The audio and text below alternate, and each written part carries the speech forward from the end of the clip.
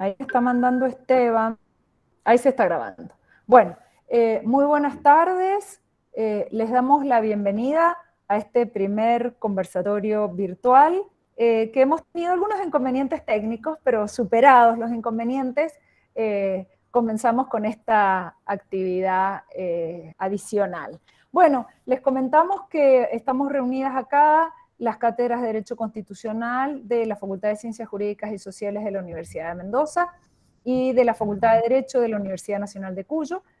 Los profesores de estas dos cátedras hemos tenido esta iniciativa de acompañar a nuestros estudiantes en este año de cursado presencial, luego de los 2 años de pandemia, de acompañarlos con nuestras clases presenciales, cual el organigrama que tenemos organizado desde el comienzo del semestre, y de adicionarles a este cursado presencial por lo menos 6 conversatorios virtuales como este que se inicia hoy. Se supone que lo que vamos a adicionarle con esta actividad virtual son temas novedosos del derecho constitucional, son temas que exceden de la normativa puntual que se analiza en la materia y que de alguna manera puede permitir que nuestros estudiantes comprendan que el derecho constitucional, además de lo que la currícula y lo que el programa les brinda como los contenidos esenciales de la materia, tiene unas posibilidades a modo de abanico de conectarse y de abrirse a temática nueva, temática quizás no tan nueva en algunos casos, pero con un desarrollo que en el derecho constitucional, en el dictado de las clases presenciales, no llegamos a abarcar. En cada uno de estos conversatorios vamos a tener la participación de profesores de las cátedras, más profesores invitados. Van a tener una duración de aproximadamente 1 hora, con exposiciones entre 20, 15 o 20 minutos, para luego abrir el debate y abrir la posibilidad de participación. Serán grabadas y por lo tanto subidas a las respectivas aulas virtuales para que nuestros estudiantes usen este material a la hora de tener que armar sus trabajos prácticos en la Universidad Nacional de Cuyo, sus parciales en la Universidad de Mendoza, de forma tal de utilizar todo este material para completar los contenidos de la materia. Es un gusto, en este caso, tener la participación del profesor Facundo Díaz Araujo, del profesor Enoc Aguiar, y es muy importante para estas dos cátedras tener la presencia de los jóvenes profesores adscritos, de los jóvenes ayudantes alumnos, que con gran desinterés y a su vez con la generosidad de brindar su tiempo, están hoy con nosotros acompañando a los expositores puntualmente a partir de la apertura con las presentaciones y luego con las preguntas. En este conversatorio la vamos a tener a Antonella Sabina, la vamos a tener a Valentina Láscar, la vamos a tener, ¿a quién más teníamos como coordinador? No sé si Maricel también está coordinando, Maricel García Ojeda. ¿Teníamos algún otro coordinador más de esta actividad? Ustedes 3. Bueno, No, felicitaciones a las 3 por brindarnos su tiempo y por brindar este conversatorio, esta posibilidad de presentar a nuestros profesores invitados y luego de coordinar el debate. Entonces le doy la palabra, creo que comienza Valentina. Valentina, adelante y muchísimas gracias. Bueno, muchas gracias, Gabriela. Bueno, les damos la bienvenida al conversatorio del día de hoy, el cual versará sobre el derecho humano de acceso al Internet. Sin duda es un tema muy relevante en la actualidad y en el mundo en el que estamos viviendo.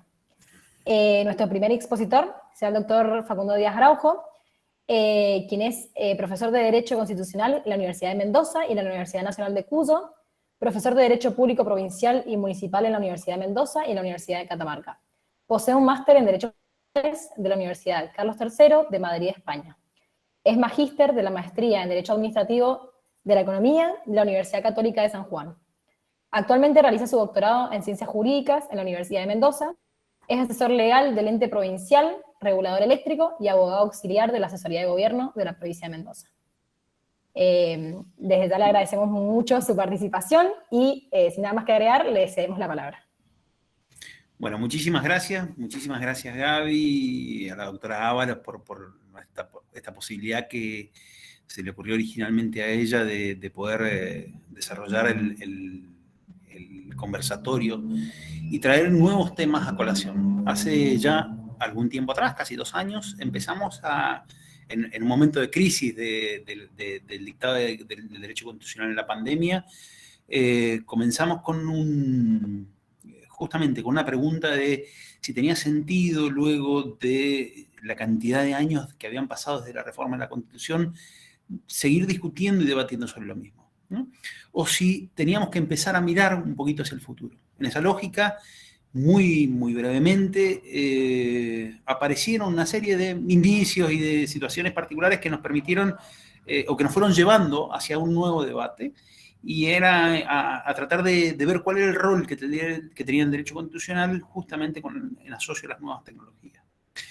En esa lógica, además, nos apareció luego una problemática con un proyecto particular de los neuroderechos, y empezaron a aparecer una serie de cuestiones que se iban uniendo y que nos iban llevando de alguna forma a esta crisis que terminamos afrontando con la decisión que concluye en el verano de presentar a debate justamente en este conversatorio esta discusión de si es o no es un derecho humano, y si debe o no debe ser un derecho humano, y en su caso en qué norma se encuadra y de qué manera se garantiza el acceso a Internet.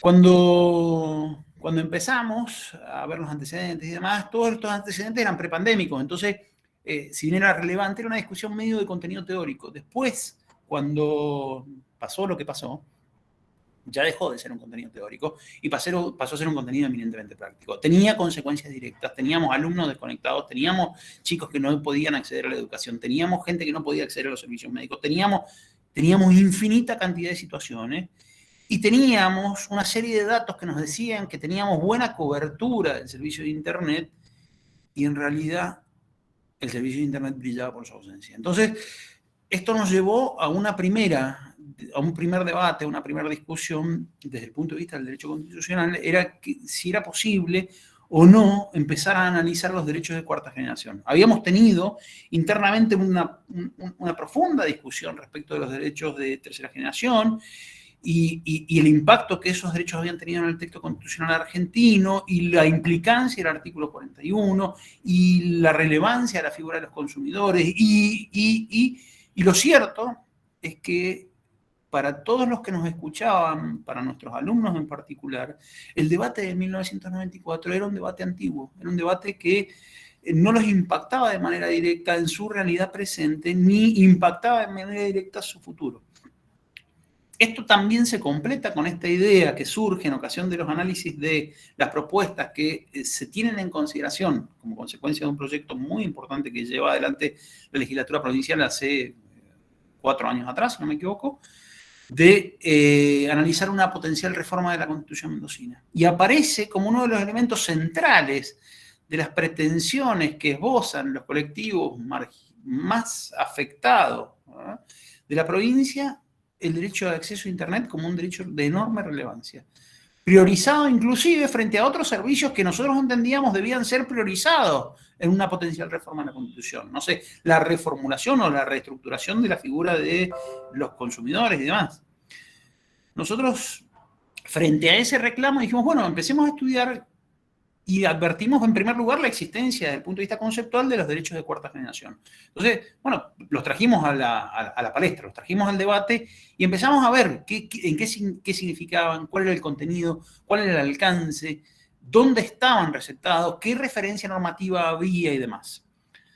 Entrando entonces en materia, lo primero que queríamos decirle para nuestros alumnos es que, y esto es materia necesaria para poder hacer el análisis, bueno, estaba esta vieja categorización sobre derechos clásicos que reconocían su recepción constitucional en la Constitución de 1853-60, que se referían a los derechos civiles y políticos, que eran derechos de abstención, y que reconocían al ciudadano como un ciudadano completo, íntegro, y eran plenamente operativos. Los derechos de segunda generación, que aparecían con la reforma constitucional de 1949, y se consolidaban en la reforma constitucional del 57, como los derechos económicos, sociales, que tenían ya algunos problemas en la definición de quién era el sujeto titular y adicionalmente en el contenido de la misma, para luego afrontar el debate que tiene origen en el constitucionalismo argentino en 1994, ya previamente venía trabajándose, pero que en el derecho público provincial, pero que se consolida en 1994 con este derecho al medio ambiente, los consumidores, el desarrollo sustentable, incorporado en el texto constitucional del 94. En esta lógica, que buena parte de la doctrina ha dado en enunciar como derecho de primera, segunda, tercera generación, tenían asociados también una cuarta generación. Y la cuarta generación, asociada justamente con la revolución industrial que suponía el desarrollo de Internet, aparecía este derecho como un derecho de acceso a la informática, un derecho de acceso de la sociedad, de la información en condiciones de igualdad, de no discriminación, al uso del espectro radioeléctrico y de la infraestructura de los servicios en línea, sean satelitales o por vía de cable. Lo otro que advertimos es que justamente cuando nos poníamos a analizar estos derechos de cuarta generación compartían buena parte de la crítica de los derechos de tercera generación, que era la problemática de su conceptualización, la problemática del sujeto titular del mismo, la problemática del contenido prestacional. Es decir, cuando entraban en crisis contra la enunciación tradicional de los derechos clásicos y los derechos, se quiere, sociales, aparecían como derechos de contenidos difusos, ¿no? Pero lo cierto es que la verdad es que la sociedad lo que estaba reclamando era que pusiéramos la maquinaria a pensar en qué manera o de qué forma podía el derecho constitucional aportar a esta relación. Entonces, lo primero que advertimos es que había una nueva conceptualización, que era la conceptualización de ciudadanía digital, que era una ampliación de la ciudadanía tradicional y que suponía la existencia de esta libertad de acceso, de este uso de la información y el conocimiento, así como la exigencia de una interacción más simple y más completa con el Estado a través de estos sistemas. Es decir, una primera particularidad era que el Internet servía como una forma de ampliación del concepto de ciudadanía, no solo en la relación con otros estados o con otros sujetos, sino con el Estado en sí mismo. Y que la primera conceptualización del constitucionalismo digital nos hablaba de esta relación entre el sujeto y el Estado. Es decir, que aquí teníamos un elemento parecido a los derechos sociales, si se quiere, o a los derechos de tercera generación, donde lo que nos estaba regulando era una nueva versión de cuál debía ser la relación que tenía que tener el Estado con el sujeto. A su vez, esta ciudadanía era entendida como una lucha contra la exclusión digital, como una incorporación de todos los colectivos que se denominaban colectivos marginales y que debían ser tenidos en consideración para lograr la mejor participación en la relación con el Estado y la relación con el entorno digital. Y finalmente, la obligación de la creación de políticas ciudadanas, creando una inteligencia colectiva que asegurara que esa inserción permitiera un desarrollo nacional digital y un desarrollo de la vinculación entre la nación y el resto del mundo digital. Fíjense nociones como, por ejemplo, decían que el constitucionalismo digital era la relación entre el derecho intermedio y metaderecho, el derecho comunicacional como biopoder, el conocimiento libre como procomún de un ecosistema digital. Claro, todas estas enunciaciones nos llevan a nosotros a construir una primera idea. Esta primera idea fundante es, hay un nexo directo entre derecho constitucional y derecho de acceso al Internet que se expresa a través de esta nueva ciudadanía digital, de nuevos criterios de inclusión, de nuevas formas de participación, de nuevas formas de expresión, y ahí aparecen infinitas cuestiones asociadas con nuevas expresiones de los derechos de primera, de segunda y de tercera generación ya en el universo digital. Claro, frente a esta problemática o este primer nexo, advertimos la necesidad justamente de entrar en materia y decir, bueno, ¿dónde está esto regulado? Pues lo primero que advertimos es que la referencia obligada del derecho a acceso a Internet como derecho humano se encuentra presente en el artículo 25 de la Declaración Universal de Derechos Humanos y en el artículo 11 del Pacto Internacional de los Derechos Económicos, Sociales y Culturales. Particularmente encontrábamos nosotros una asociación directa con las previsiones del artículo 42 de nuestra Carta Magna. Y además, con esta idea, esta reestructuración del concepto de igualdad. Una igualdad no en sentido formal, sino una igualdad en sentido estructural, donde justamente consideraba especialmente las estructuras sociales como el mecanismo potenciador para la nueva integración, ¿no? Y asignaba al Estado no solo ya las funciones tradicionales, sino otras funciones de organizador de servicios, regulación de actividades privadas, regulación de actividades económicas y de múltiples y diversas materias. Aparece en Axi, les decía yo, esta idea de la necesidad de identificar al menos algún contenido, al menos alguna sustancia y al menos alguna norma. Contenido, veíamos esta nueva vinculación con el Estado, esta nueva ciudadanía, esta nueva forma de expresión, esta nueva forma de inclusión social, esta nueva forma de expresión de la vida digna. Entonces, este cúmulo se vinculaba de manera directa, a nuestro entender, con los objetivos de desarrollo sostenible. Entonces, veíamos cómo el derecho de acceso a Internet estaba directa o indirectamente vinculado con cada uno de los objetivos que habían sido tenidos en consideración. Era no solo una forma de vincularse, sino una forma justamente de combatir la pobreza. Era una forma de acceder a la salud y al bienestar. Era una forma de lograr educación de calidad. Era una forma de lograr una mejora en la igualdad de género, una mejora en la provisión de los servicios públicos, una mejora en el trabajo decente, una mejora en la industria de la innovación y la infraestructura. Es decir, estaba directamente vinculado con la relación que tenía el ciudadano con sus ciudades y sus comunidades sostenibles, con la producción y el consumo responsable, en fin, con todos los derechos receptados. Claro, cuando íbamos a ver la cobertura en Argentina del Internet, nos daba la impresión de que este derecho relativamente estaba cumplimentado. Pero después advertíamos que no, que se trataba de otros contenidos, de otros conceptos. En esta lógica aparecen dos fallos que nosotros veníamos asociando con la prestación de los servicios tradicionales que nos sirven como base también normativa para poder fundar el derecho al acceso a Internet como uno de los derechos que habían sido receptados por la Corte Interamericana dentro de la estructura de derechos que se asociaban con las condiciones de vida digna.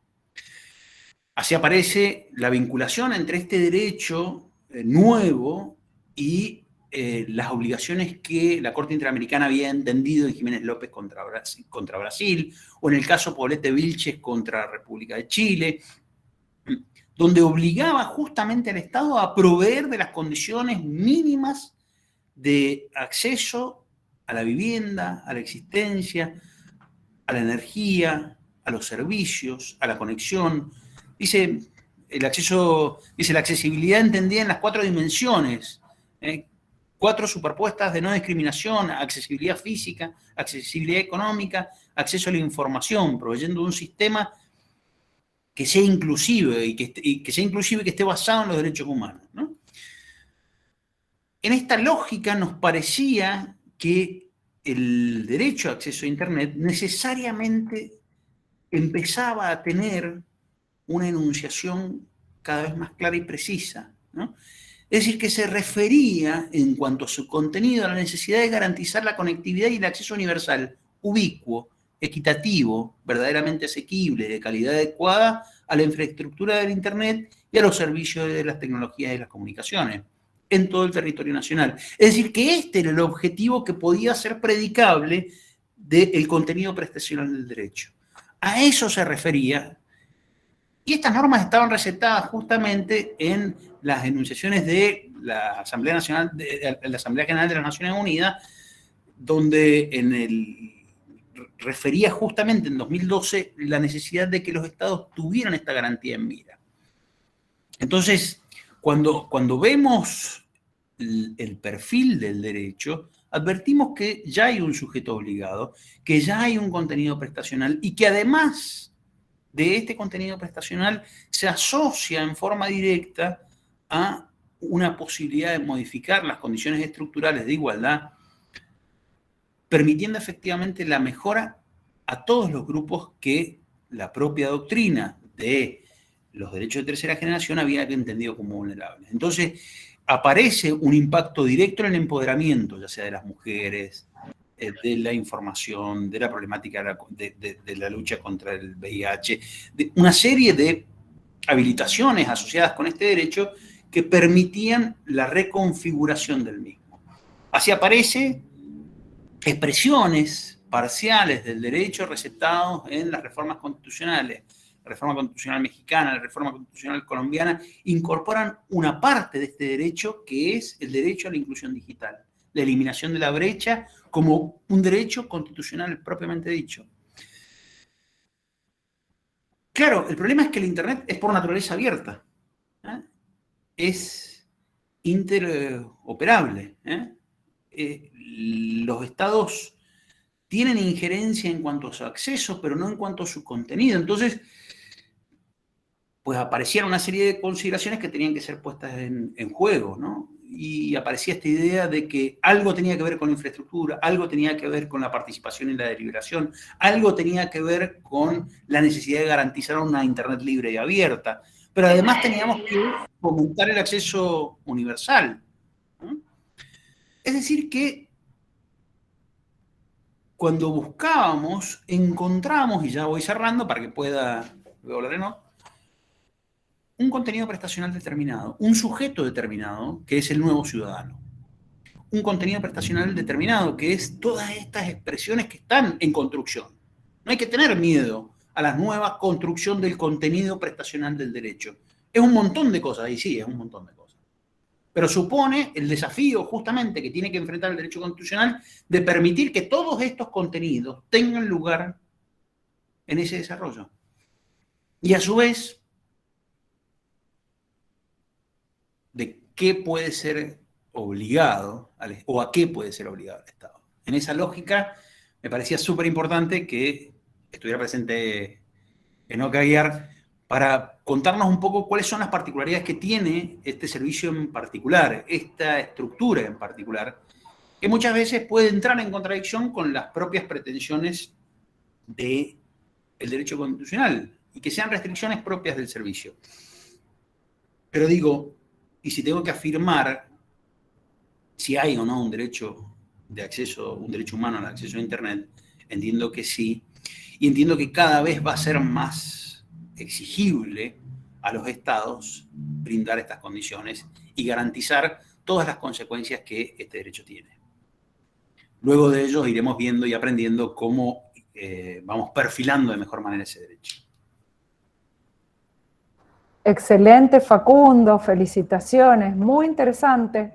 Te voy a pedir, Facundo, que vayas compartiendo en el aula virtual material que tengas sobre esto. Hiciste referencia a reformas constitucionales latinoamericanas, digo, para que nuestros estudiantes, junto con la grabación de este conversatorio, tengan ese material. Está Gaby, armé un PowerPoint para dar la clase, lo que pasa es que si proyectaba el Power sí, no no, veía. hiciste bien. Entonces, sí. el problema del Meet. Así que lo subo también con eso. Subirlo al aula virtual, por supuesto. Bueno, antes de la presentación formal, le doy yo la bienvenida al profesor Enoc Aguiar. Muchísimas gracias por acompañarnos en este primer conversatorio. Muchas gracias por sumarse y por difundirlo. Realmente es un placer que esté de la Universidad de Mendoza y de la Universidad Nacional de Cuyo, Enoc. Muchas gracias. Un placer, realmente un placer estar acá. Un honor, además. Bueno, la primera de varias invitaciones, ¿no es cierto, Facu? Lo vamos a seguir invitando. Claro que sí. Bueno, depende, veremos qué pasa después de esta charla. Te tenemos fe, o sea que te vamos a volver a invitar. Mira, sin escucharte ya te tenemos fe. Bueno, la presentación formal a cargo de Valentina, adelante. Ahora creo que al doctor lo va a presentar Maricel. Sí. Adelante, Maricel. Perfecto. ¿Qué tal? Buenas tardes. Bueno, continuamos con el conversatorio. Le damos la bienvenida al profesor Enoc Aguiar, quien es experto en telecomunicaciones, sociedad del conocimiento y desarrollo digital, profesor titular de la UBA en comunicación social y en maestrías de Derecho, fue asesor de la CIP y de la Secretaría General de la Presidencia, director por concurso de la Comisión Nacional de Telecomunicaciones, secretario de Comunicaciones de la Nación, vicepresidente y subgerente de ARSAT, y escribió El futuro nos espera, políticas para desarrollar la sociedad del conocimiento. Esto es solo una breve referencia de su larga trayectoria. Es un placer contar con la participación del profesor Enoc en esta tarde y le cedo la palabra entonces. Bueno, primero, muchísimas gracias, de verdad, es un honor estar hablando acá. Dos, he de decir que tengo un 50% de sangre mendocina porque mi abuelo materno es mendocino, tengo familia en Mendoza, sé que estoy como en casa. Tercero, no estoy vestido con la elegancia de Facundo, pero por si acaso, mientras él hablaba, me traje rápidamente una corbata. También tengo la corbata, pero por ahora en Zoom no la utilizo. En Zoom no la utilizo, pero lo que pasa es que Facundo no puedo competir con él. Vamos a hablar de este tema apasionante, que es el tema de Internet. Ahora, nos preguntamos de entrada, ¿Internet qué es? ¿Es un fin en sí mismo? No. Es tecné, es una tecnología, es un medio para, ¿no? Las telecomunicaciones además se definen en los reglamentos de la Unión Internacional de las Telecomunicaciones como los medios que permiten transportar datos, video, voz, etcétera. Toda cosa transportable por las redes, ¿no? Que no están incluidas las palomas mensajeras, he de decir, ¿eh? Estos medios no incluyen las palomas mensajeras que hasta hace 20 años estaban en el ejército italiano. Se jubiló una que tenía rango de capitán. Bueno, ya no hay más palomas mensajeras, no hay más, pero desde el telégrafo que estaba al lado del ferrocarril, que atravesó por primera vez para comunicar Inglaterra con, Londres con Nueva York, a través de un cable submarino, hubo un cable submarino telegráfico, ¿no? Allá por 1870, me parece. Bueno, desde entonces las telecomunicaciones nos anudan. Fíjense qué cantidad de gente maravillosa estoy viendo en este momento porque las telecomunicaciones existen. Bueno, entonces ahora, las comunicaciones son lo que... A ver, los romanos entendieron muy bien las comunicaciones. Hicieron las rutas, la vía Apia, Augusta, unas casi 30 vías que permitían la circulación del comercio y además la distribución lejana de las guarniciones, porque apenas había un problema, todas iban a través de las rutas, que eran de mármol, ¿no? No ponían asfalto, eran de mármol nomás, ¿no? Pero desde Lutecia, que así se llamaba París, hasta Roma, en época romana se podía vincular, se podía enviar un correo en 2 días de postas de caballo. Después, en el medioevo, se tardaba 3 meses si es que llegaba vivo el Miguel Strogoff, el correo del zar o del rey, de un lado a otro por los asaltantes y los peligros que esto significaba. Entonces, ahí hago un paralelo. Decimos hoy en día que las rutas son un derecho humano, un derecho básico. No, es que ya nos hemos acostumbrado a ello. Bueno, Internet son las rutas contemporáneas, son las rutas donde se transporta lo más importante y lo más valioso que tiene la sociedad. Hoy en día, ¿importan los átomos o los bits? Los átomos son los edificios, son las mercancías, son los autos, son el petróleo, ¿no? Todos esos son átomos.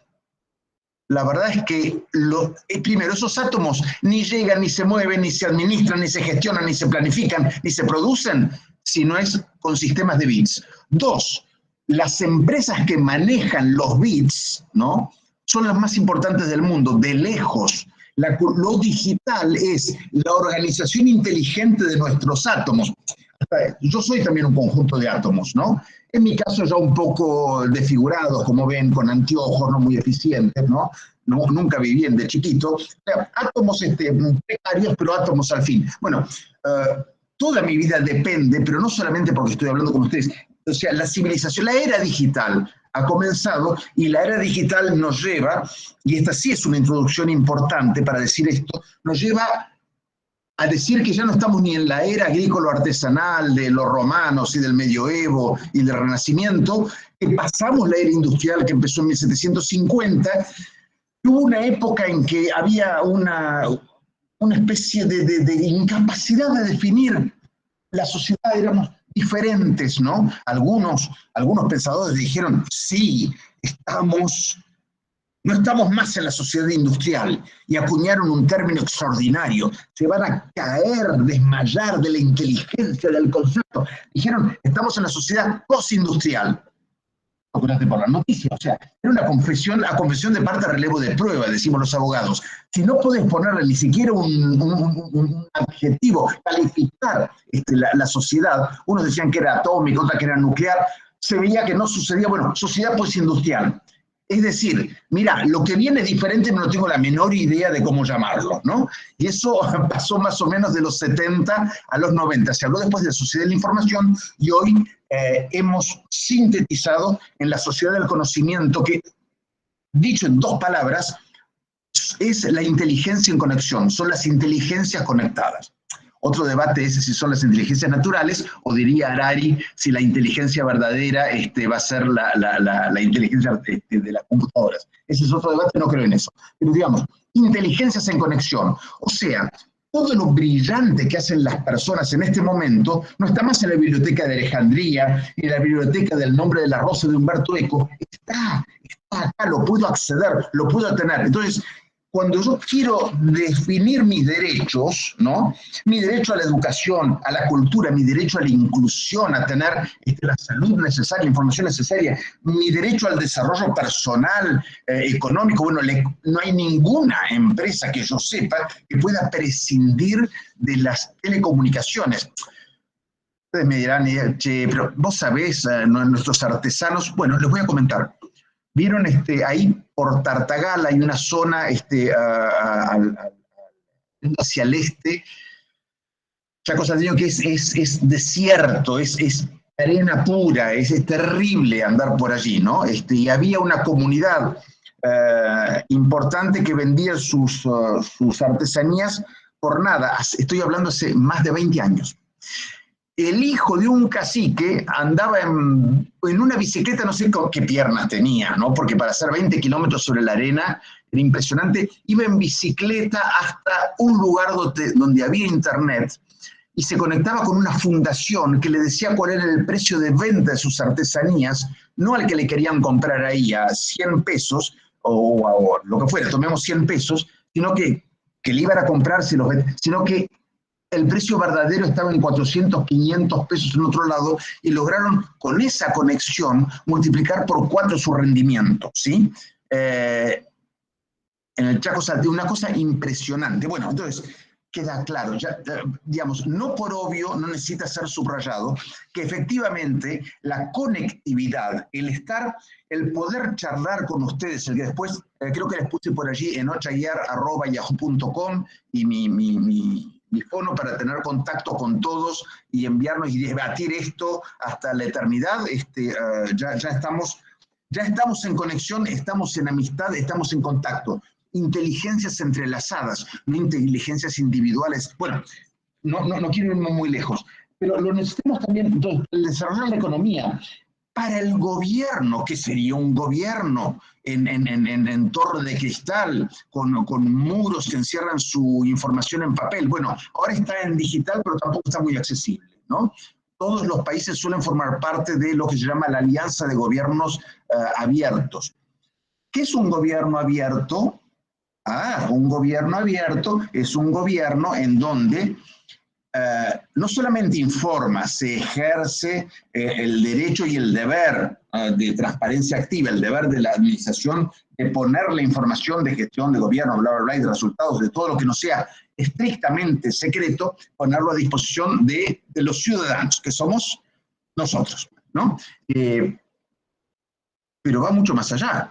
Datos abiertos significa que yo puedo no ver solamente el resultado agregado, sino que puedo identificar los datos uno por uno y agregarlos de otra manera, ¿sí? Puedo ver no los gastos administrativos, sino los gastos de compras de remas de papel A4, ¿sí? ¿Por qué? Porque yo soy especialista en eso, o de cualquier otra cosa. Entonces, yo tengo derecho a toda la información. Bueno, necesitamos de Internet para la comunicación, para la educación, para el gobierno, para ser un ciudadano del siglo XXI.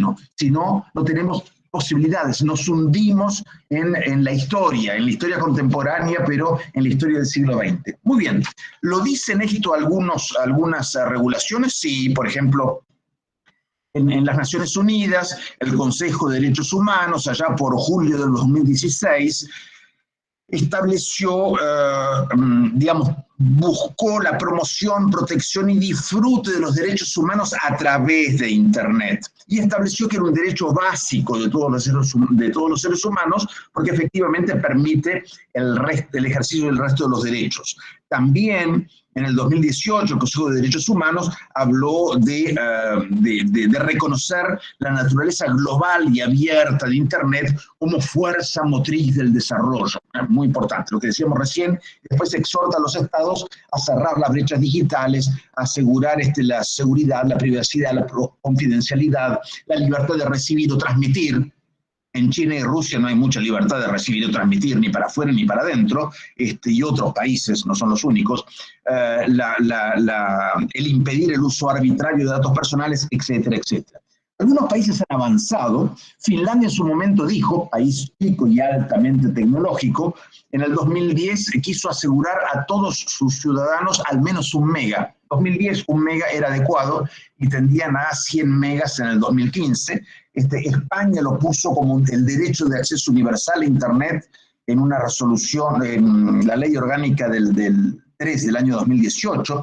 En Colombia se estableció que por una reforma del 29 de julio del 21, o sea, hace menos de un año, ¿no? Que Internet era un servicio público esencial o universal. Esto es lo más modernito que ha habido como regulación, ¿no? Entonces, dice que es un servicio público de carácter esencial, propende a la universalidad, busca garantizar calidad, no debe suspenderse si los suscriptores o clientes cumplen con sus obligaciones, dice que el Estado, con los fondos del Servicio Universal, unos fondos que hay de telecomunicaciones que provienen del propio mercado, o sea, los prestadores sobre sus ingresos, hagan un 1% de sus ingresos brutos, ¿no? Exceptuando impuestos, claro, se lo dan al Estado, que genera un fondo para hacer lo que justamente el mercado no hace, ¿no? Hay una complementación mercado-servicio universal que existe también en Colombia.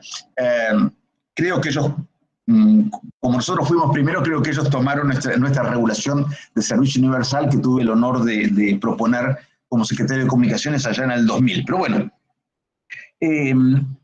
para darle créditos a los prestadores que ofrezcan servicios en localidades que tengan menos de 30.000 habitantes, y que esos prestadores, que son los más chiquitos, con menos de 30.000 clientes, no paguen justamente ese aporte del 1% de servicio universal. Muy bien.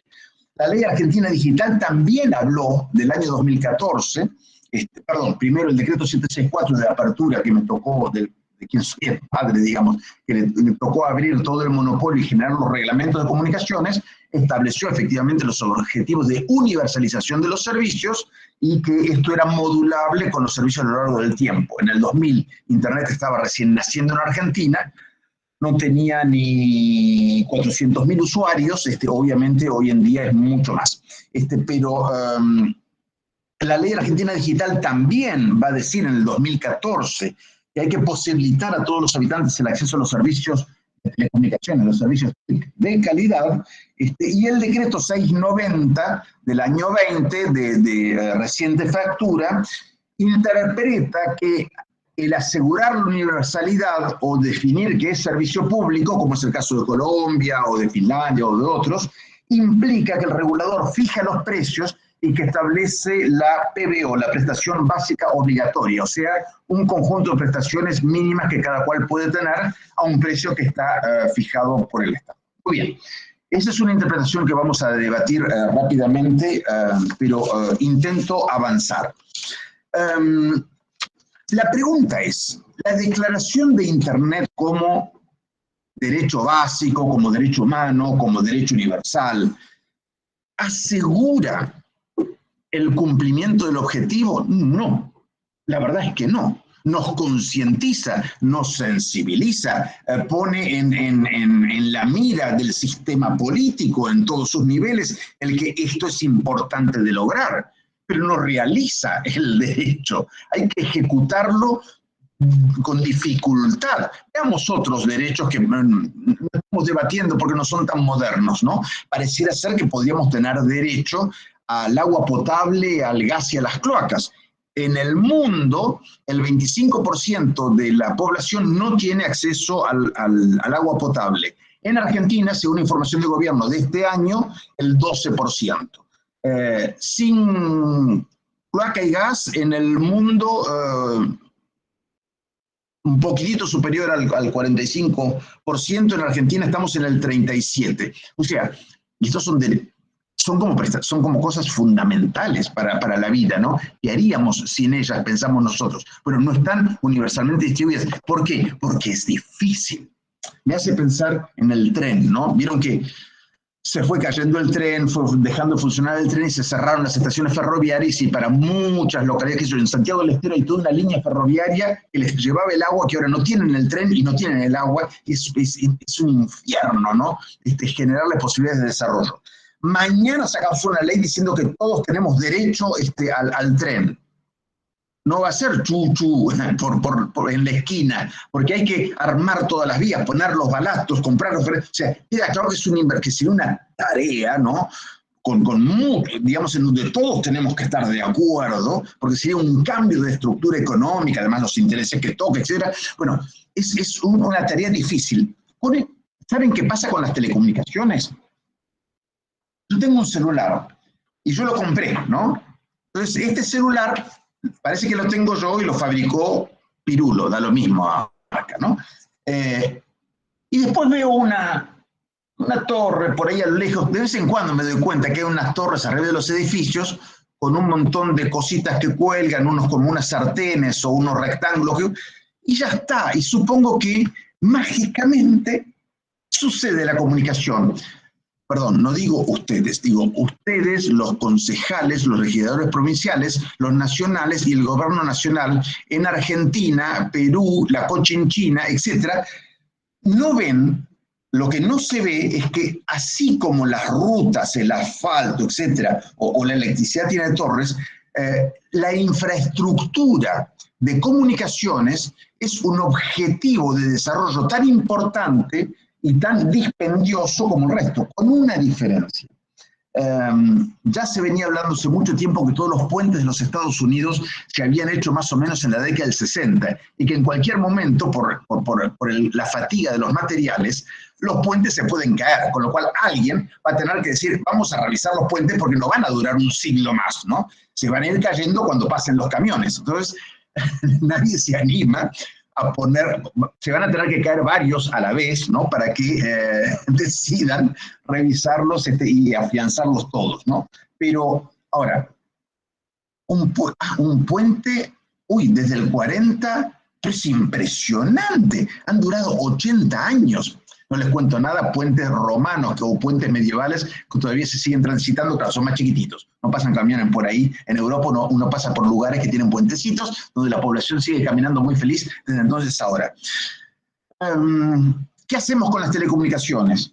Tengo que introducir otro problema para el derecho. Lamento tener que decirles que yo soy abogado, pese a que hable de muchas otras cosas, soy abogado y especialista en regulaciones, pero esta es una regulación que toca transversalmente lo político, lo económico, la tecnología, lo administrativo, todo, porque como es uno de los sectores más dinámicos del mundo, la informática ha potenciado las telecomunicaciones, y las telecomunicaciones se basan en infinitos adelantos, desde transferir por fibra óptica. La fibra óptica es como ¿Vieron los cepillos de dientes para dientes sensibles que tienen un pelito que es más blandito que el de los demás, que es medio para dientes de caballo? Bueno, en un pelito de estos, a ver si lo podemos ver, vamos a ver ahí, ahí más o menos, en esta luz, ¿no? Más chiquitito todavía, no pasa una comunicación telefónica, no pasa Netflix. Netflix significaría, no debo decir, una OTT, se dice, over the top. No pasa Netflix, no importa. Sobre un pelito de fibra óptica, no un par, sobre un pelito de fibra óptica, ahí, justito esa luz. Bueno, sobre ese pelito, a mediados del año pasado, se lograron hacer pasar 230 terabytes por segundo. ¿Cómo? ¿Y eso qué significa? ¿Por qué me decís una frase tan terrible? Bueno, yo tengo una computadora, nos comunicamos con megas. Tengo un servicio de 100 megas, de 50 megas. Acá tengo uno de 300 megas, creo. Hay gente que se la banca con 10. Después, si sumamos 1000 son gigas. Si sumamos 1000 recién llegamos a teras, o sea, sería 1.000.000 de megas.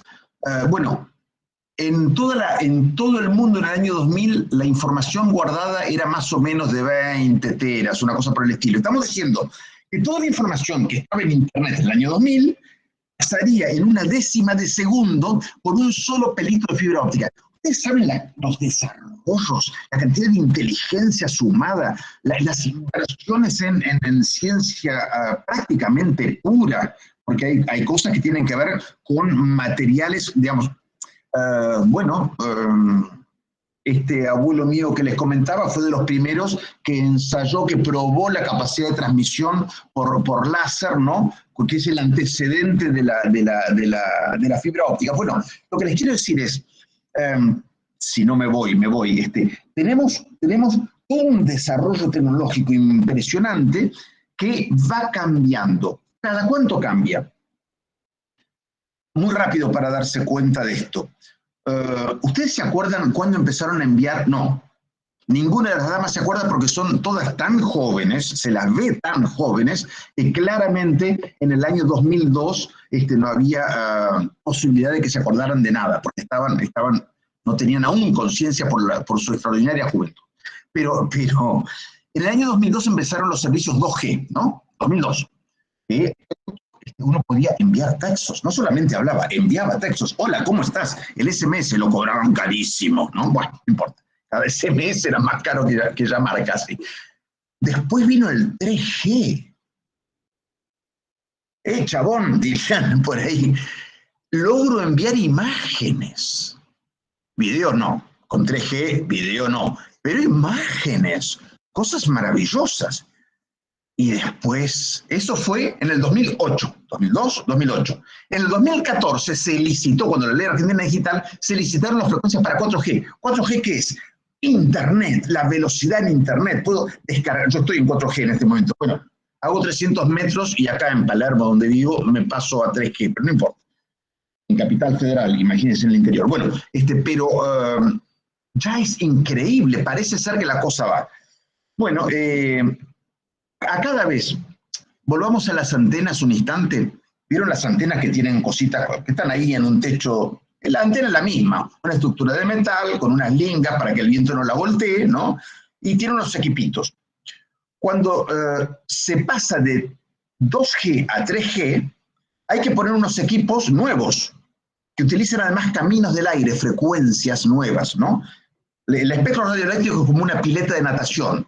Alguien puede atravesar de costado y se lleva todo puesto, pero cuando hay carreras se ponen líneas para que los corredores olímpicos vayan exactamente por su línea. Bueno, las comunicaciones son así, radioeléctricas, ¿no? El celular, todo esto va por estas frecuencias y la otra empresa va por otras frecuencias ahí cerquita, todos van en línea y la cosa es cómo se hace nadar cada vez más rápido. En vez de haber un solo nadador se ponen 2, 3, 10, 15, la electrónica es poner cada vez más nadadores en la misma cinta que van y vienen a toda velocidad. Bueno, eso es, en síntesis, es una metáfora, pero es exacta, una analogía, pero es exacta de lo que sucede, ¿no? Sobre lo que pasa con todo esto. Bueno, tenemos esos equipitos que transmitían en 2G.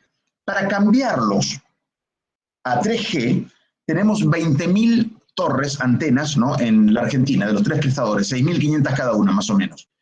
Hay que ponerle $60.000 de equipamientos a cada una, más unos 20.000 porque eso después baja y tiene que haber una ruta ancha, porque si transportamos 20 veces más comunicación, ¿no? Entonces, para que eso suceda, calculen entre 80 y $100.000 por antena, multipliquen por 20.000, les da 1.800, 1.600 o 2.000 millones de dólares cada 6 años, de equipos que se dejan ahí de reserva, que funcionan para los que tienen equipos viejos, y se ponen lo nuevo. O sea, hay una renovación permanente, porque no es como los puentes del año 40 de los Estados Unidos que todavía están funcionando.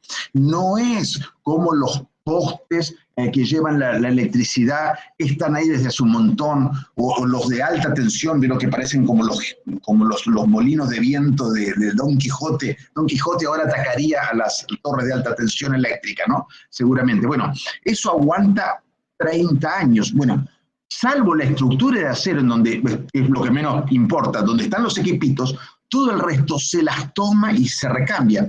¿Ustedes pueden tener una computadora de hace 12 años? No. No, ustedes no. Su celu, ¿hace cuánto que lo tienen? ¿10 años? No. Porque no aguanta, porque no sirve. Entonces, lo que ustedes viven como experiencia personal es una experiencia global. ¿Qué sucede? Voy rápido, porque si no, Facundo me va a empezar a decir así, corta, ya estás hablando mucho. En la Argentina, ¿cómo estamos? Ahora bajemos a la dura realidad de la cifra. La conectividad móvil sí llega a mucha gente, o sea, a través del teléfono móvil se alcanza mucho. Ahora, si ustedes empiezan a bajar, si ustedes trabajan nada más que sobre la conectividad móvil, no sobre Wi-Fi. El Wi-Fi es porque tienen conectividad fija. En el bar o en la casa, esperemos en la casa, porque si no, los cafés cuestan carísimo también, creo que es peor que el abono. Pero bueno, pero si estuvieran bajando para trabajar, para estudiar constantemente cosas acá, la factura sería imposible de pagar. Necesitan la conectividad fija, que tenés una cierta velocidad y le das 10 horas cuando lo necesitas, un día nada, sábado y domingo, y después uno vuelve a trabajar como un condenado, bajándose fuentes y estudiando y viendo la sociedad del conocimiento, conectándose con las inteligencias del mundo. Muy bien, la conectividad fija es la que importa para determinar la posibilidad de una sociedad de utilizar de manera constante, o sea, la conectividad fija al hogar concretamente, ¿no? Es la que mide el nivel de evolución y de acceso a Internet permanente con un flujo constante, es la conectividad y la velocidad de esa conectividad. Bueno, vamos a hablar nada más que de la conectividad. En Argentina, en el año 2021 teníamos 69 hogares sobre 100 con conectividad fija al hogar. Ya está. 31% de los hogares argentinos, como promedio, están afuera. Están afuera. Sí, pueden hacer lo que sucedió durante la pandemia, que la maestra ponía una consigna y que los chiquitos se lo bajaban en el celular del viejo, pero una consigna. No para trabajar sobre eso, no para seguir navegando, no. Se bajaban la consigna y punto, ¿no? Si es que podían, y si es que el padre no había votado porque tiene un prepago, y el prepago cuesta más caro por minuto que cualquier postpago. Bueno, entonces, 69%. Ahora, eso, 69% es el promedio del lago. Pero el lago tiene zonas en donde hay 105% en la ciudad de Buenos Aires. ¿Saben cuáles son las 2 provincias que tienen más conectividad del país? ¿Córdoba? ¿Mendoza? ¿Santa Fe? ¿Provincia de Buenos Aires? No.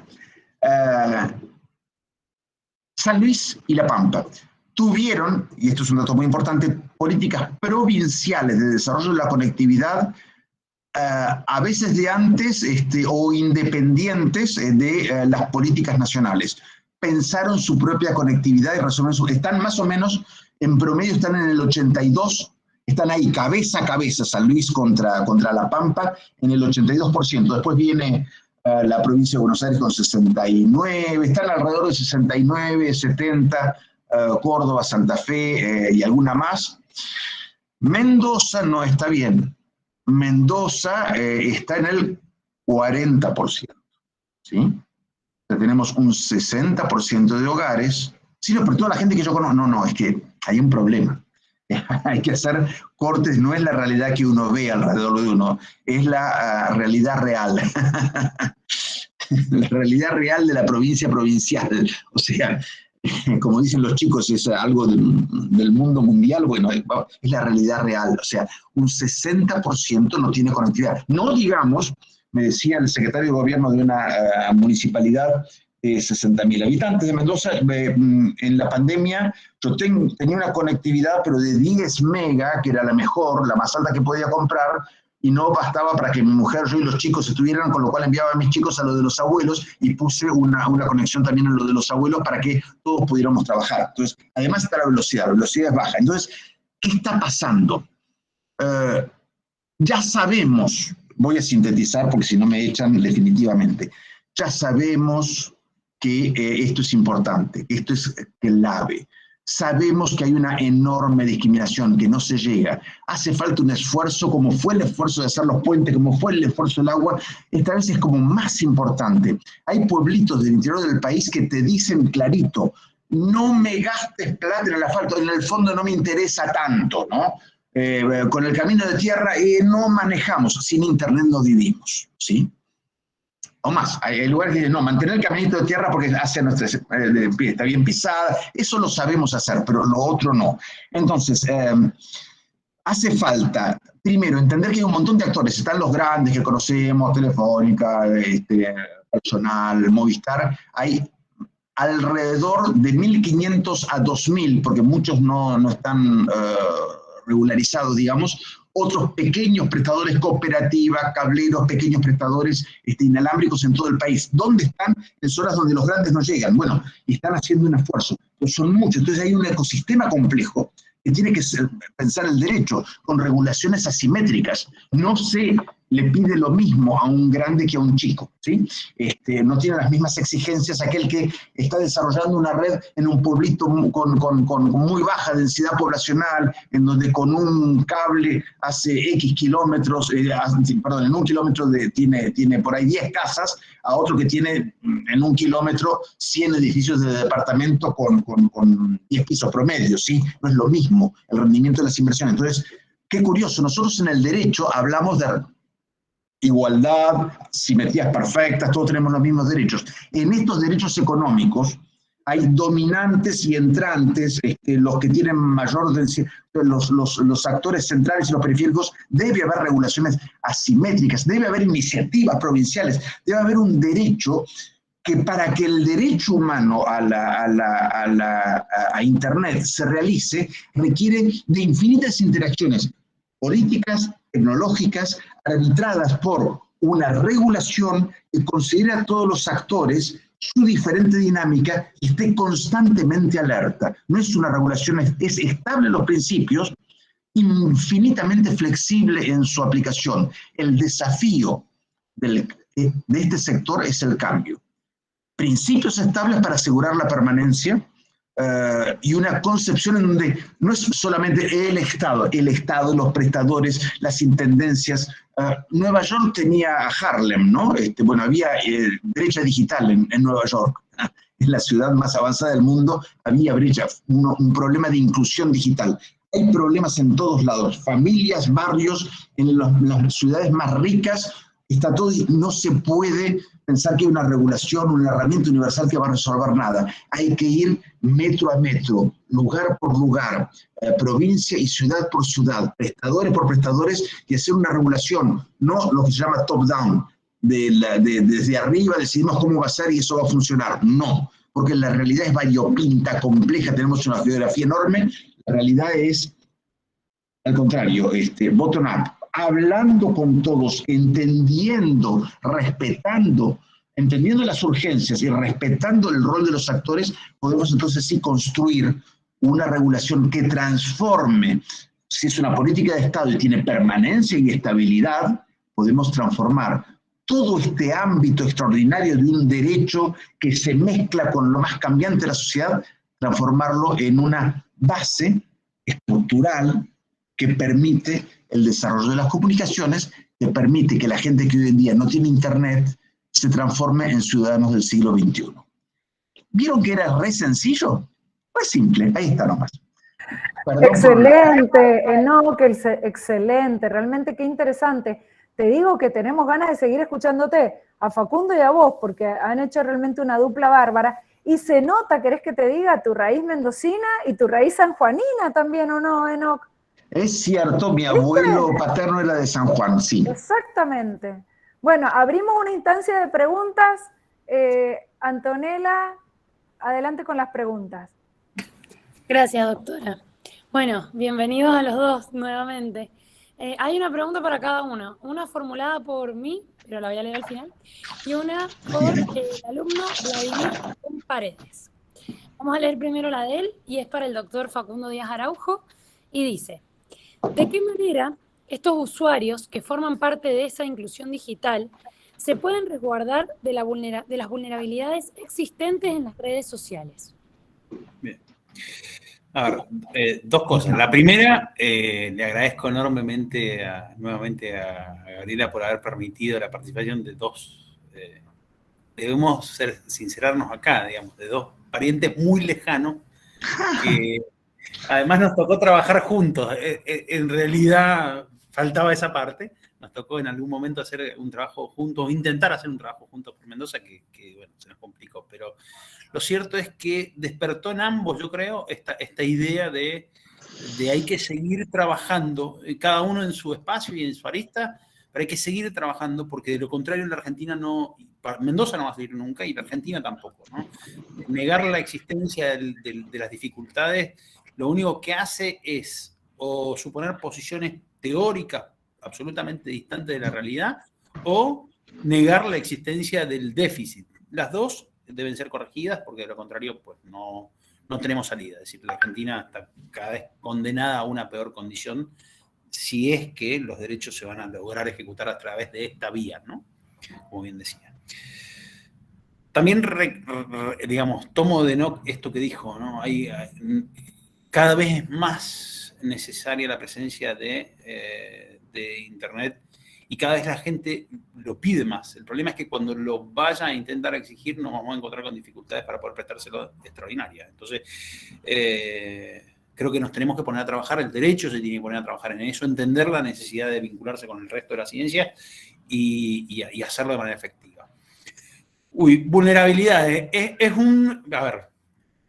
Me parece que es un tema en sí mismo que amerita un conversatorio en sí mismo. De hecho, hay aquí un conversatorio sobre vulnerabilidades. Uno de los objetivos, justamente en uno de los documentos que refería Enoc, fue la problemática de los vulnerables y la necesidad de que este medio no potencie la condición de vulnerable. Este derecho justamente tiene y se le encomienda al Estado la tutela específica. Hay un montón de variantes que se van a ir abriendo que no las podemos agotar en este conversatorio porque la idea era tirar la bomba e irnos corriendo, como cuando éramos chicos en carnaval. Pero la idea es, entre las obligaciones que se están elaborando en términos internacionales respecto a la tutela de los grupos vulnerables, hay un montón de aristas. La vinculación de los niños con Internet, la vinculación de las mujeres con Internet, la vinculación de los grupos particularmente afectados, es decir, aquellas minorías en cada una de las comunidades que pueden ser objetos ya sea de negación de acceso al Internet o bien de hostigamiento a través del servicio. A su vez, hay otras problemáticas asociadas. Es decir, era muy largo para este ratito, pero sí queríamos traerle las dificultades, la enunciación del derecho, el contenido prestacional pretendido y las dificultades que este contenido prestacional pretendido tiene en la práctica. Cuando lo conversamos en Enoc, nos pareció que era una tríada extraordinaria para traer a debate, para que el conversatorio de la Cátedra de Derecho Constitucional de la provincia de Mendoza se ponga a pensar y a debatir y a discutir sobre en qué va a priorizar sus recursos y en qué va a canalizar sus esfuerzos y cómo hacerlo, ¿no? Cómo trabajar con las vulnerabilidades. Me parece que hay un montón para hacer ahí. Me parece que es objeto de un conversatorio en sí mismo. se replican en la realidad y se multiplican en las redes las condiciones de la vulnerabilidad. Con lo cual hay que ser sumamente cautos al respecto. Muchas gracias, doctor. La otra pregunta es para el doctor Enoc Aguiar. A ver, quiero ver si hay otra acá. Preguntan, ¿hay que priorizar los otros derechos humanos antes que el Internet? Que el de Internet, doctor. Antonella, no te olvides de indicar la persona que hizo la pregunta, por favor. Perdón, lo pregunta Valentín Morazuti Dulong. Bueno, Valentín y todos. Si priorizo el agua, he de tener un vaso para que se beba. Hay una historia muy bonita de Alejandro Magno dirigiendo sus tropas que estaban absolutamente sedientas.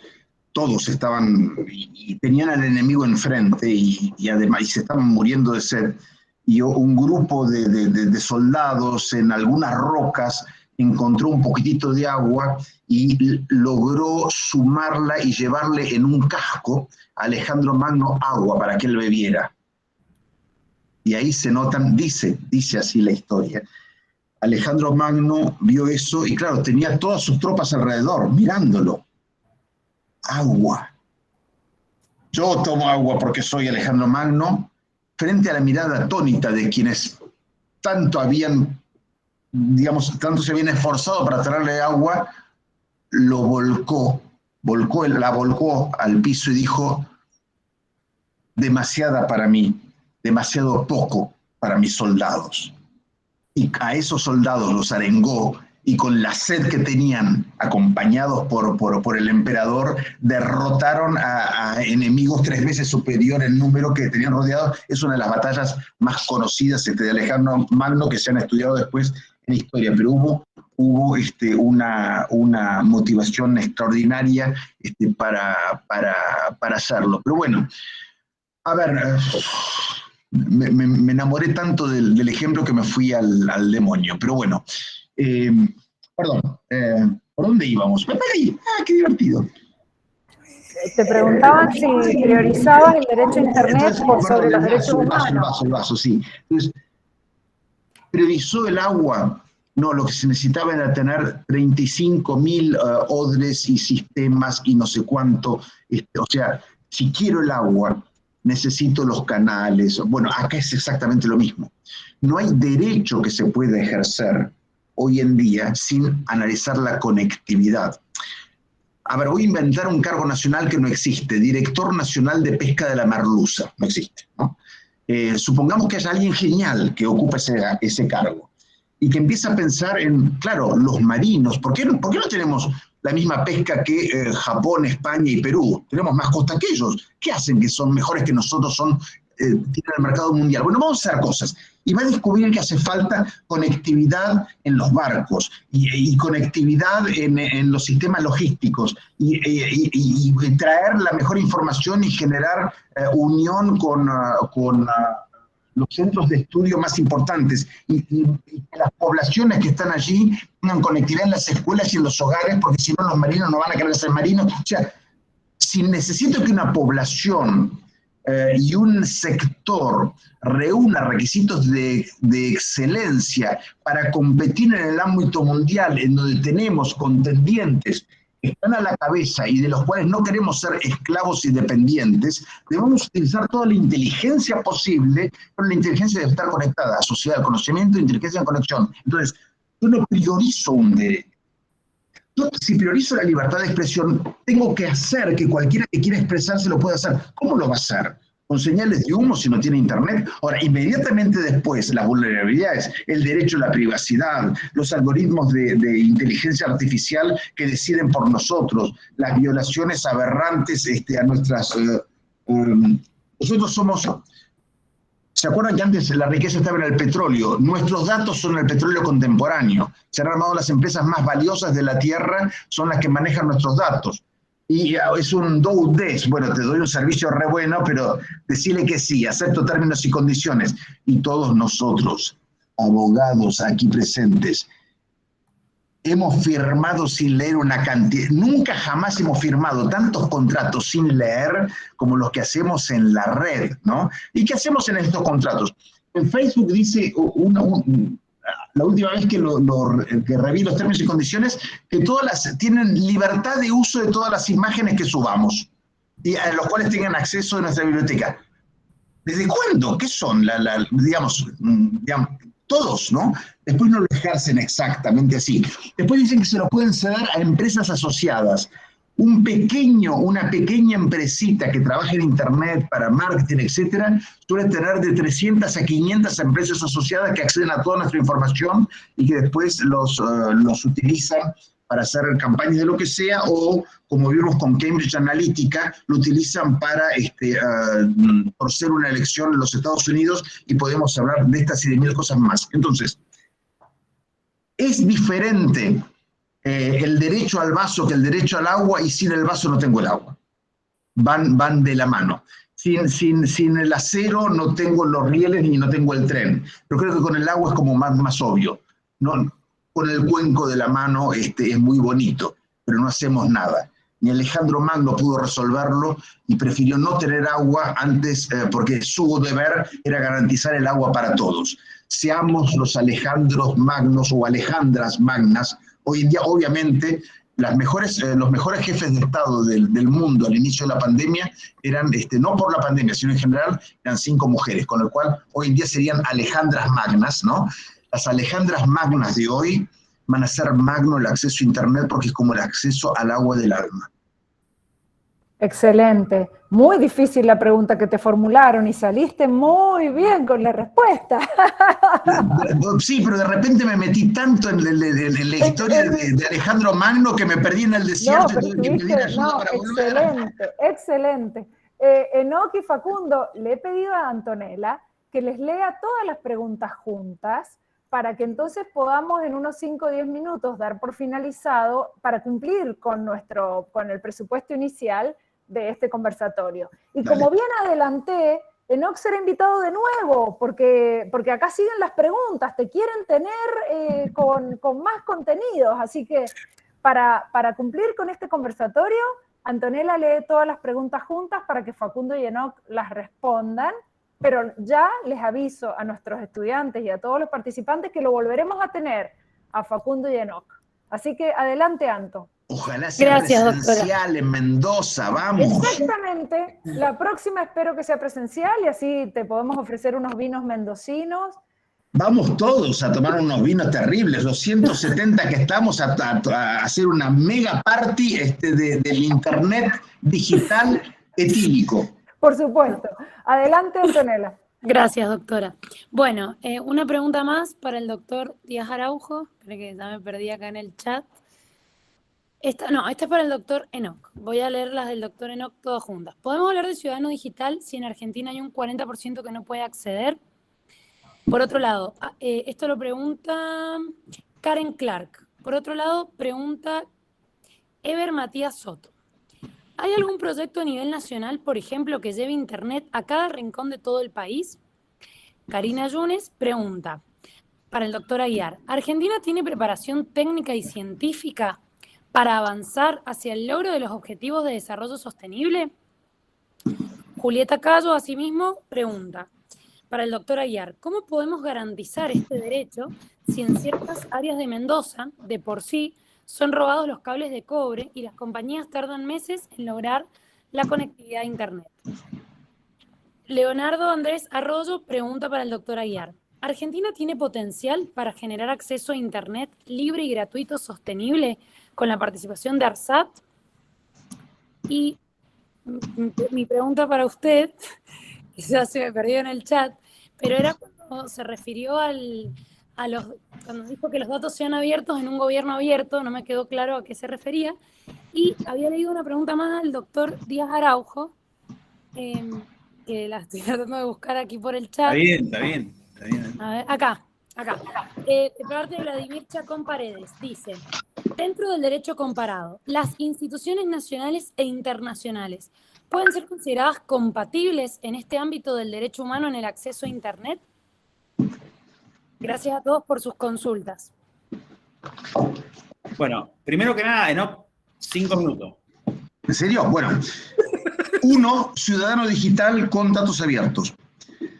Efectivamente, si uno no tiene posibilidades de acceder porque apenas se puede teclear algunas cosas en el celular sí llega más o menos al 90% de la población, 93%, pero no es de uso permanente, como decíamos, ¿no?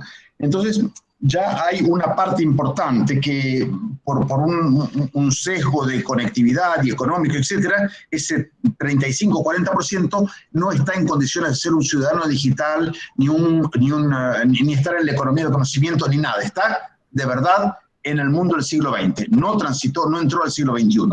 Pero por más que tengamos acceso de 1 giga al hogar, ¿no? Si no hay datos abiertos, es una pista de doble entrada. Ser ciudadano significa ejercer los derechos. Cuando le cortaban la cabeza a los condes y a los marqueses y no sé cuánto después de la Revolución Francesa, uno le preguntaba a otro, ¿y usted por qué habla? ¿Usted quién es? Yo soy el citoyen Dupont. Citoyen era el título máximo. El citoyen Dupont es como García, ¿no? Citoyen Dupont. Ya está, soy ciudadano. Y la pregunta que me hago es, el primer mandatario, o los mandatarios, todos ellos, el derecho que indica, el mandatario, ¿quién tiene más poder, el mandatario o el mandante? ¡Ah, mierda! Era el mandante. Cuando decimos el primer mandatario, nos imaginamos jets, los granaderos, ¿no? El poder, las reuniones del G20, el G7, el G34, todas estas cosas, ¿no? Todos los atributos, ¿no? La lapicera importante en el Salón de la Casa Rosada. Mandatario. ¿Qué hace un mandatario frente al mandante? Mire, yo le dije que tenía un plan, lo hice de esta manera, acá tienen las cuentas, quiero revisar, tengo todo acá, digamos, eso hace un mandatario. Hemos perdido el sentido de la soberanía, bueno, perdón, me caliento con eso, pero hemos perdido el sentido de la soberanía. El esclavo no es aquel que es esclavo, sino aquel que no quiere ser libre. Un ciudadano que no ejerce su derecho a inquirir, a preguntar, a que se le tenga respeto, es un esclavo, es un plebeyo de la época monárquica disfrazado. Tenemos que ejercer nuestros derechos. Entonces, bueno, eso. Entonces, datos abiertos, ¿qué son, Antonella? Es que todos los datos, uno por uno, que componen los valores agregados de toda la información que debería ser pública, puedan ser analizados por vos. No tenés que ir al agregado, tenés que decir, perdón, quiero ir al dato unitario. Debe haber una fuente única que los carga, cada cual se hace cargo de lo suyo, que los actualiza, porque un dato no actualizado es mentira, ¿no? La actualización es clave, ¿no? Porque yo puedo decir que Facundo tiene 10 años. Era cierto, pero hace como más de 20 años que tenía 10 años. Debo actualizar los datos. Tenía 10, bueno, poquito, bueno, 22 años. Pero debo actualizar los datos para que sean verdaderos, ¿no es cierto? Bueno, eso pasa. Y no deben ser parciales. O sea, toda la información debe ser pública y debo poder acceder a ella. ¿Llega Internet a cada rincón del país? No. Pero puede llegar y sí, podría ser. ¿Por qué? En las grandes ciudades tengo la fibra, los cables, etc. Si una ciudad está más lejana, se hacen radioenlaces, o sea, una torrecita que envía un caño de comunicación hasta 50 kilómetros, donde hay esta torrecita y llega y baja en esa ciudad y distribuye. Y si estamos en medio de las montañas, ya es como, ahí se utiliza lo satelital, que es carísimo. Es de 100 a 1000 veces más caro un mega satelital que un mega de nuestras casas, ¿no? Porque, ojo, estás utilizando algo que está a 36.000 kilómetros de distancia, un satélite, digamos, que cuesta 250 millones como mínimo de dólares, ¿no? Entonces, pero digamos, con distribución de red fija, con radioenlaces, o sea que los envío a distancia, aunque atraviesa el desierto, ¿no? Y después, con satelital, se puede llegar a tener una cobertura prácticamente plena. Eso sí, hay que invertir tanta plata como sea necesaria en un plan que no es inmediato, sino que puede ser en un plan a 5/6 años. Ah, mira, atraviesa periodos de gobiernos, sí, fruto de una política. ¿Tenemos preparación técnica, sí, tenemos extraordinarios técnicos, aún más. En materia satelital, por ejemplo, que es de lo más difícil que hay en telecomunicaciones, es las comunicaciones, pero en el vacío con 500 grados de un lado y menos 50 del otro, ¿no? Una cosa enloquecedora para los materiales, para todo. Bueno, los satélites hechos, ARSAT 1 y ARSAT 2, hechos, pensados y diseñados en el INVAP, bueno, hay 10 países en el mundo que son capaces de diseñar y mandar a fabricar satélites, aquel, y después ensamblarlo todo y hacer que funcionen. Los fabricantes, a veces hay 1 o 2 en el mundo, digamos, es normal eso, pero armar todo eso, según un proceso, lo diseñás y salió. Bueno, eso lo hizo la Argentina. Así como en lo nuclear también está el INVAP ahí detrás, y el Balseiro. Pero bueno, cuando tenemos respeto al conocimiento y lo utilizamos, somos capaces de competir. ¿Cómo garantizar si se roban los cables? Y sí, pero no es, a ver, hay maneras de poner vigilancia, etcétera, pero la verdad es que lo que se roba es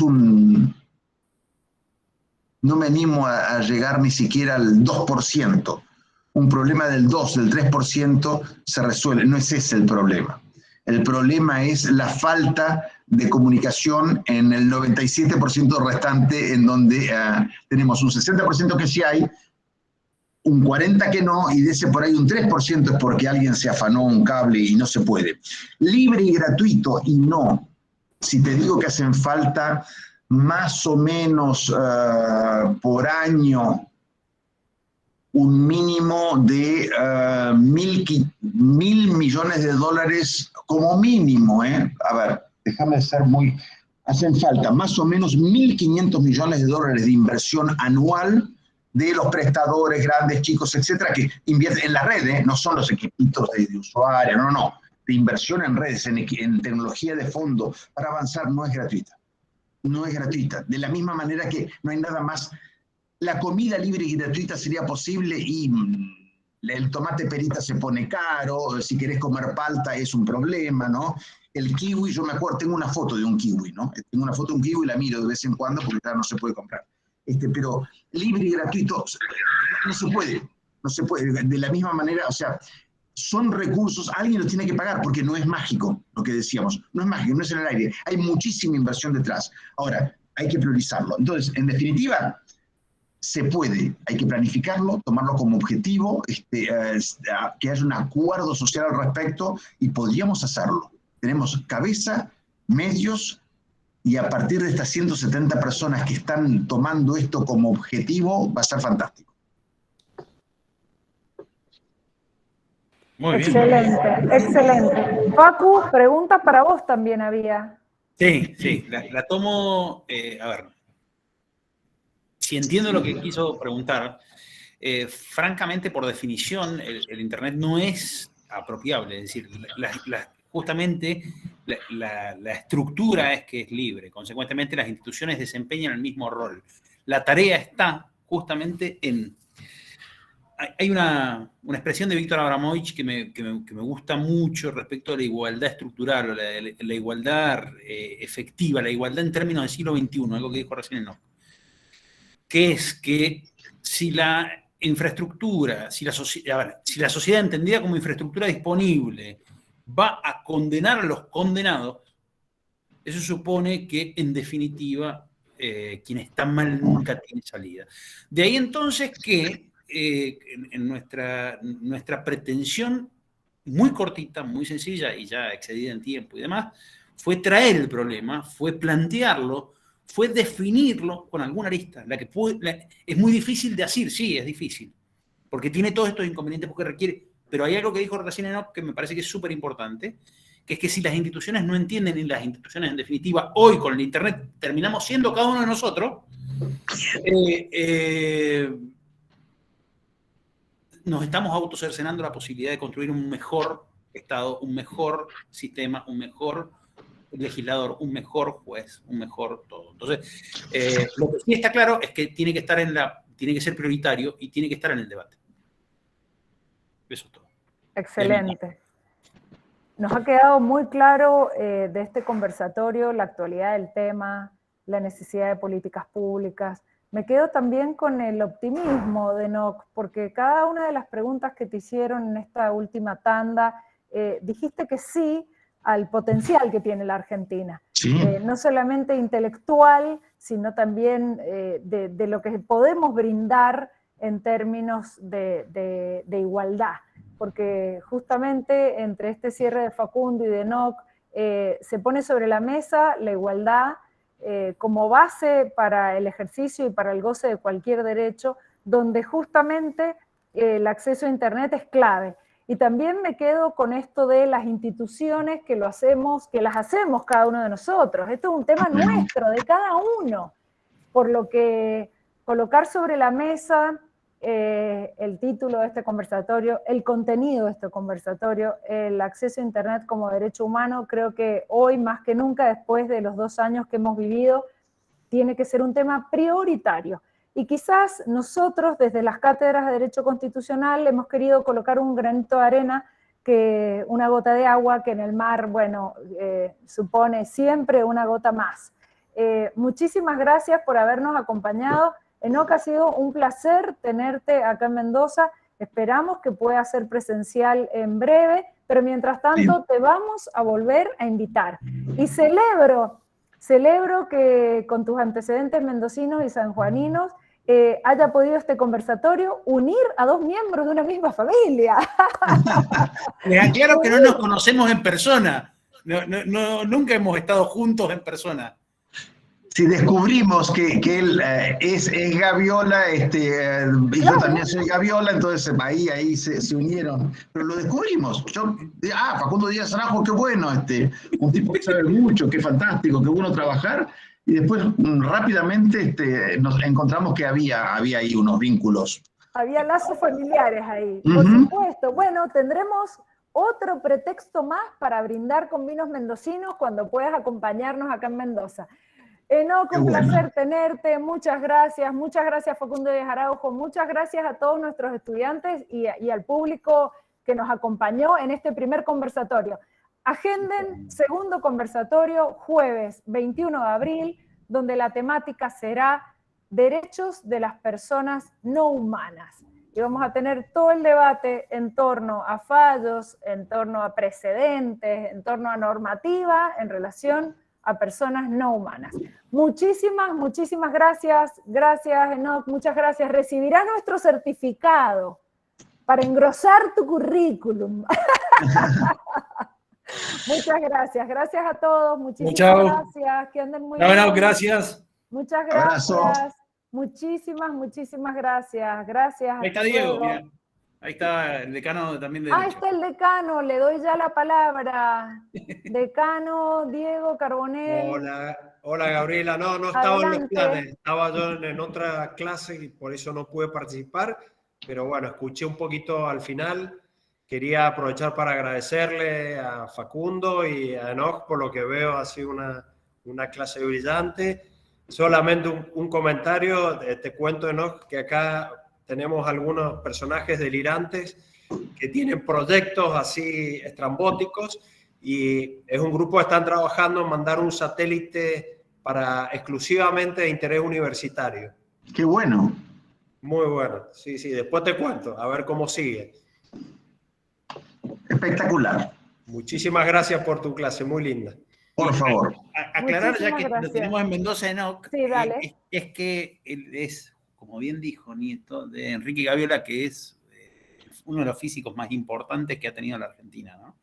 Es oriundo de esta provincia, y lo cierto es que fue pues, un discípulo directo de Einstein y es un personaje extraordinario, ¿no? Que todavía a Mendoza le debe gratitud, así que nosotros agradecidos con él, claramente. Qué lindo. Excelente, muchísimas gracias. Gracias, Facundo, por esta mención. Muchas gracias, Enoc. Realmente un placer tenerte aquí y aprender con vos. Muchísimas gracias. Chao. Muchas gracias. Placer enorme. Abrazo a todos. Gracias por estar aquí tanto, haber aguantado tanto. Chao. Chao. Chao.